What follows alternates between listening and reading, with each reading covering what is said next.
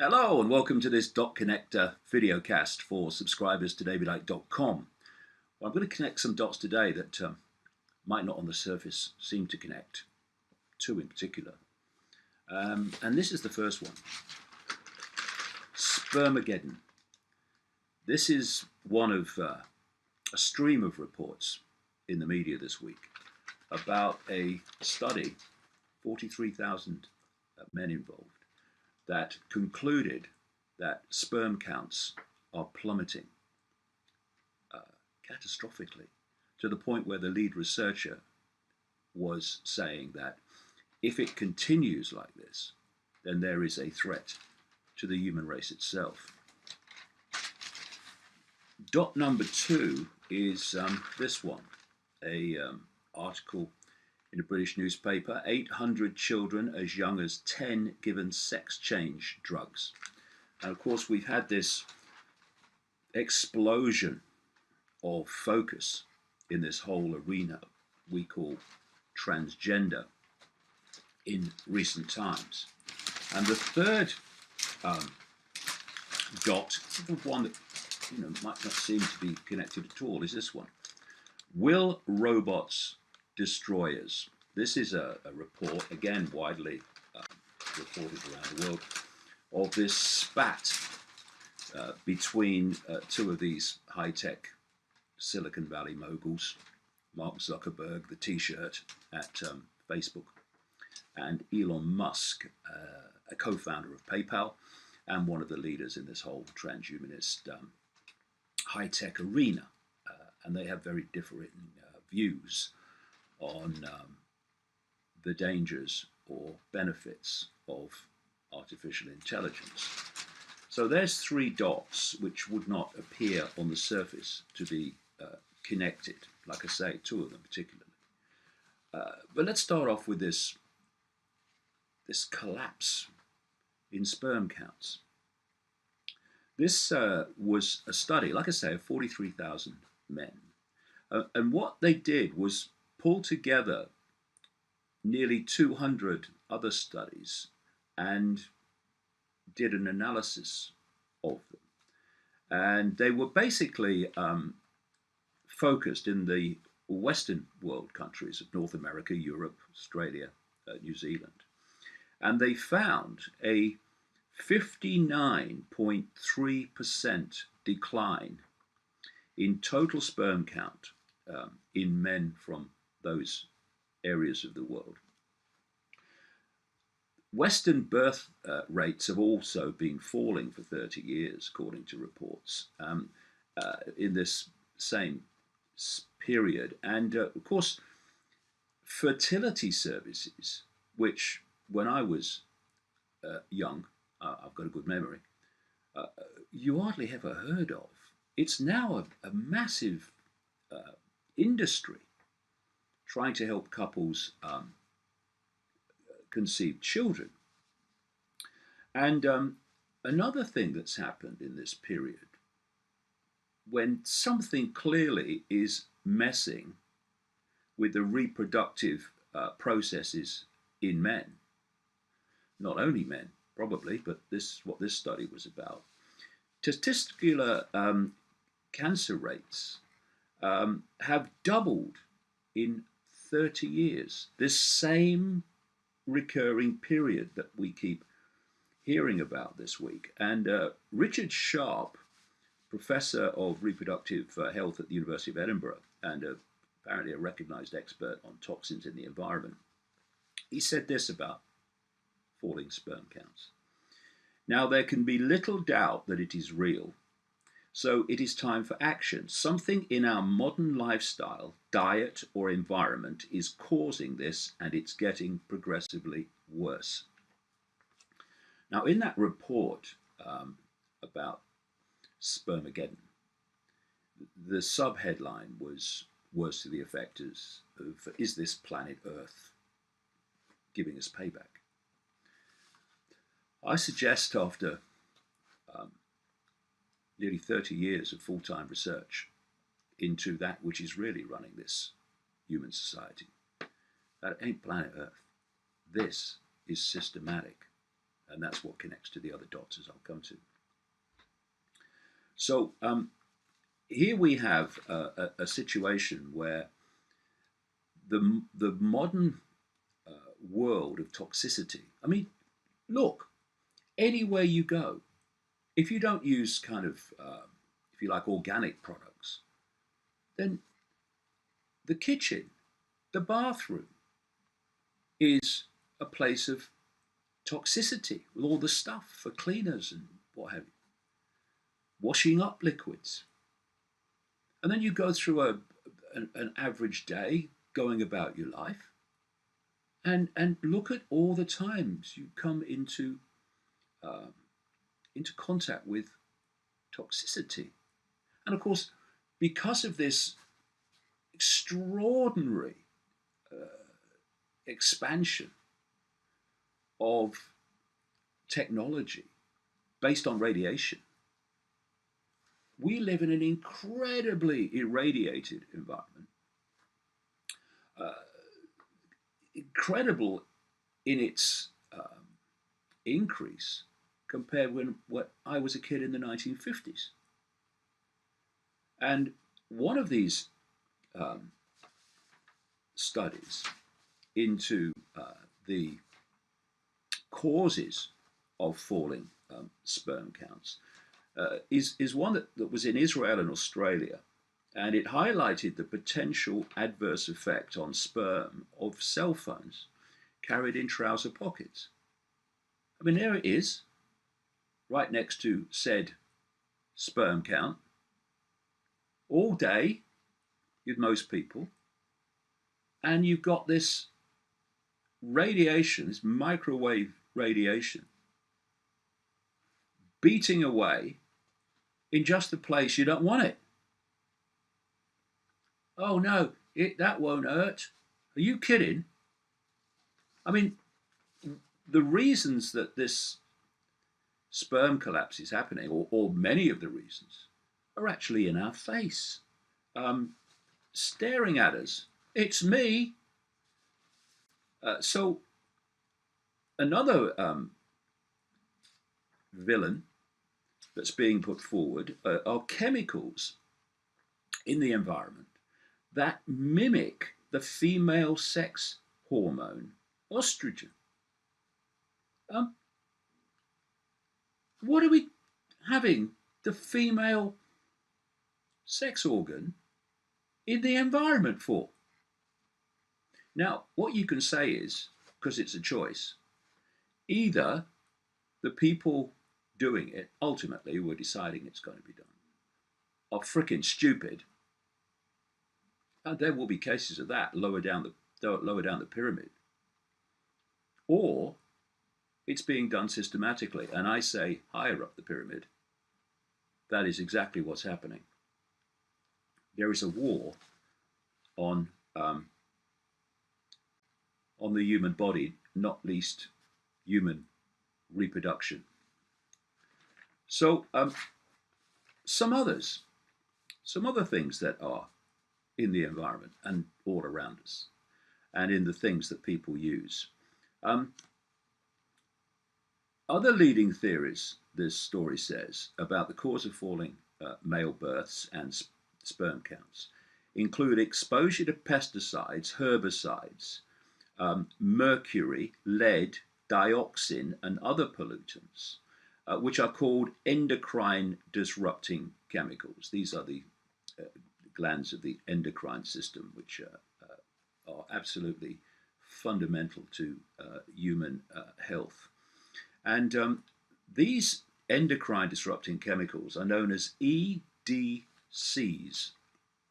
And EDCs are found in plastics, food containers and packaging, canned food and drinks, electrics, solvents, cleaning products, detergents, pesticides, cosmetics, soaps, car exhausts, polish, paints, batteries, dental fillings, the mercury, and many types of fish, including swordfish.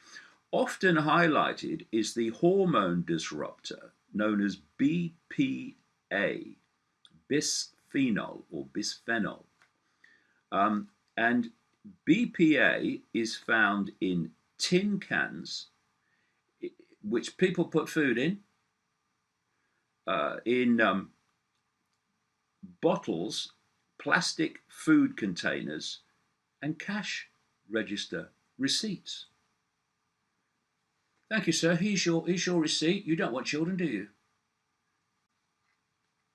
So you add to that herbicides sprayed on farms, parks, golf courses, and put all these things together. And we are being deluged at every angle with substances and radiation that are doing for sperm counts. And that, of course, it goes without saying, but I will anyway, eventually, if that goes on, as that lead researcher said, does for the human race. And this is Dr. Melody Millum Potter. She's an American clinical health psychologist, been doing that for 30 years. And she wrote this in an excellent article. Synthetic chemicals can create these silent switches in nature's plan. ECDs, or EDCs, we encounter every day can alter the sex hormone balance, preventing male genitals from growing properly. By suppressing testosterone or by enhancing or mimicking the female sex hormone estrogen, they can undermine the natural testosterone messages surging through a growing fetus. For instance, estrogen mimics such as dioxin, a widespread pollutant and a potent endocrine disruptor, can intercept and overcome a hormonal message from a male gene. Dioxin also acts as a testosterone flusher, reducing male hormone concentrations so much that the male action may not be stimulated adequately. Testosterone suppressors like DDT can block its position as on a receptor. Hormone stimulators can intensify the action of a natural hormone so much that the system shuts down and refuses to receive a male go-ahead signal. In fact, research substantiates that exposure to EDCs at a crucial time can disrupt the entire genital sequence. And so while all this is going on, of course, we've had this explosion of focus out of nowhere in terms of its speed on this whole arena of transgender.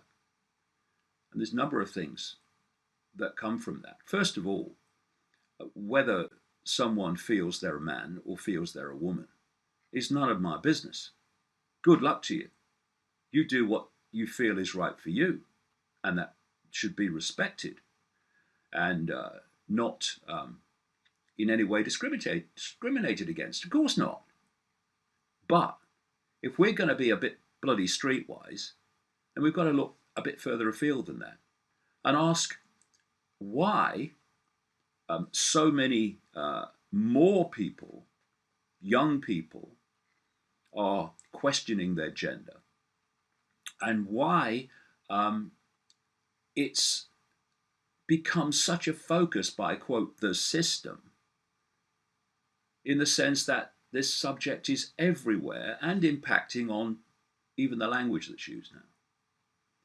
Now, if you look at what is happening from this chemical point of view, indeed what I've just described in that quote, then clearly there is tremendous potential for these chemicals and other disruptors, as they're called, in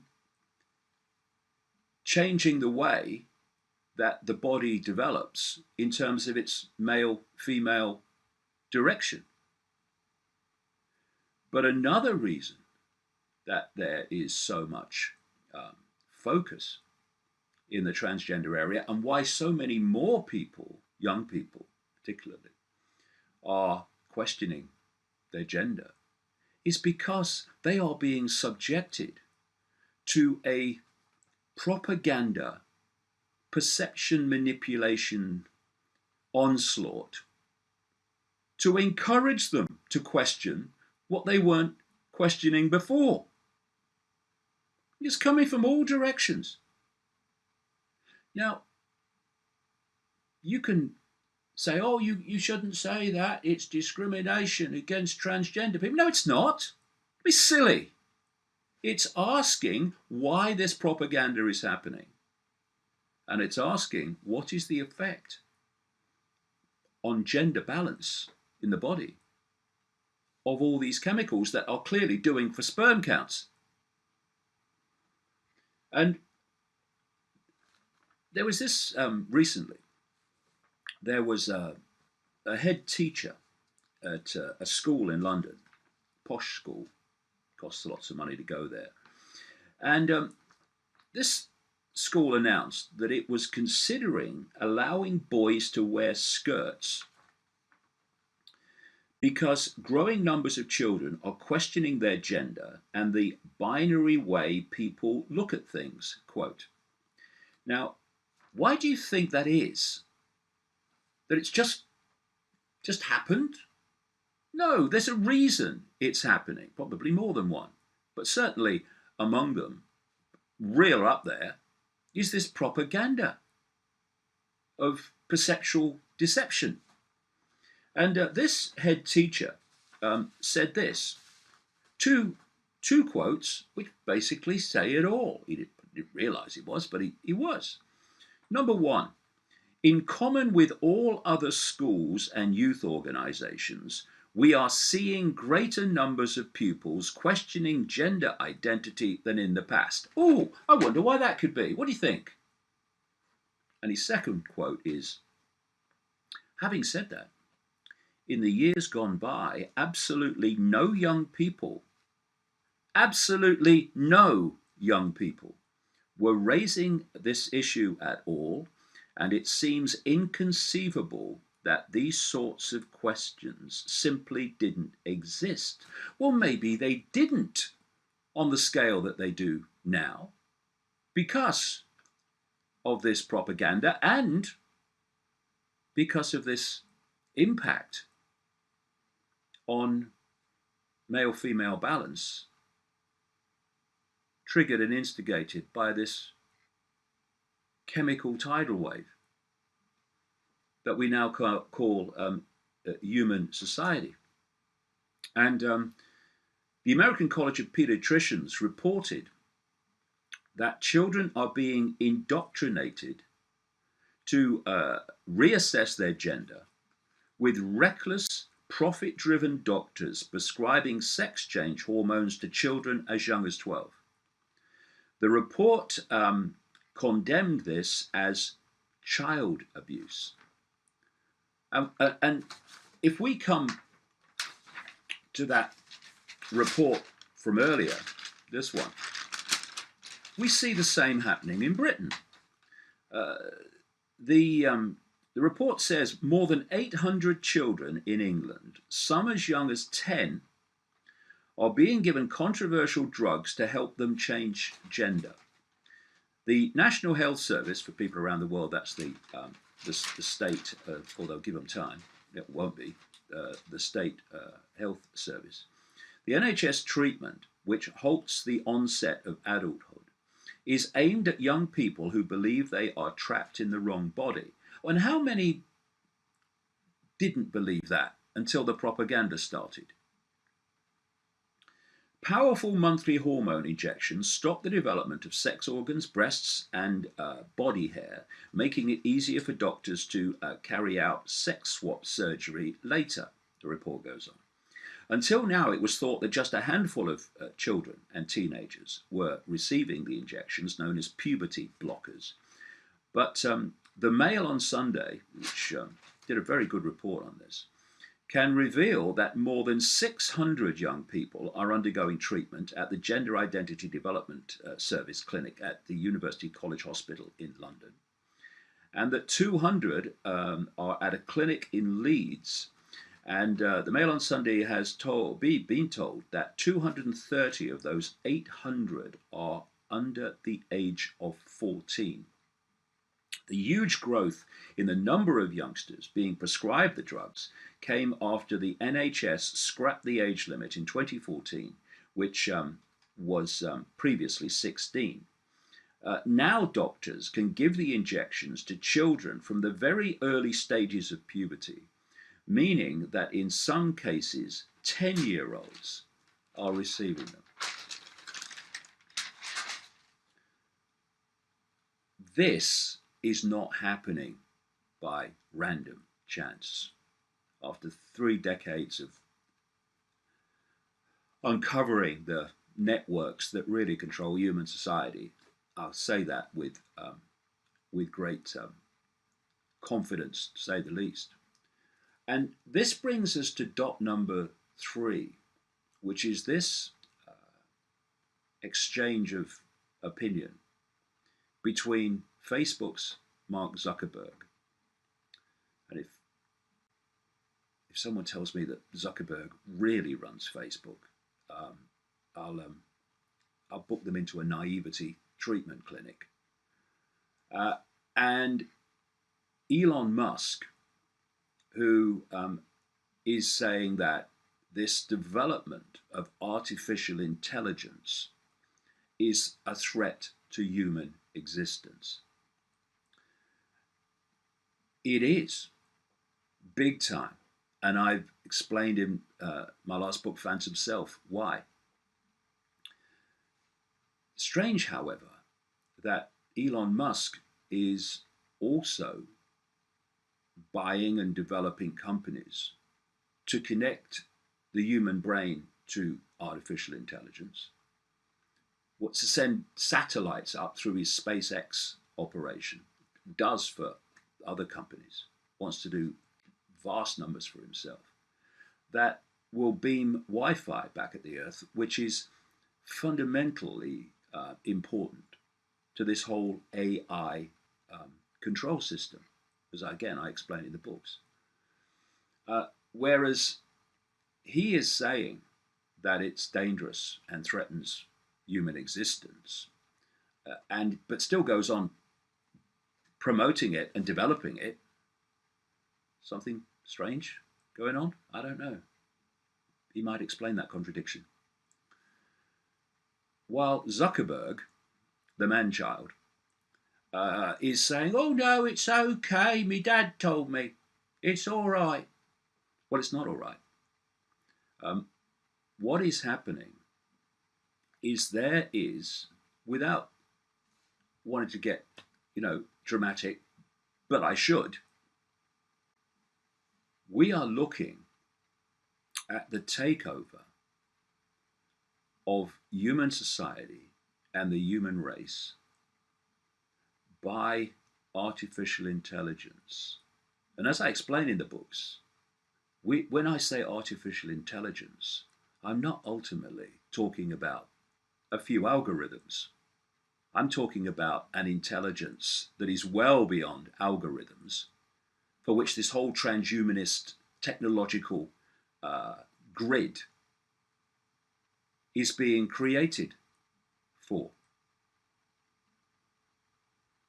And here we have a situation where on one side, and it's not just Musk, Stephen Hawking, many other scientists and others have said, hold on, this fusion of the human brain, the human body, and artificial intelligence technology is it's potentially going to wipe out the human race and certainly take it over. So you've got that on one side. And on the other, you've now got these studies confirming each other over and over and over again that sperm counts, which are rather essential to human reproduction, therefore human existence, are collapsing. And at the same time, again, you have this focus on transgender, not to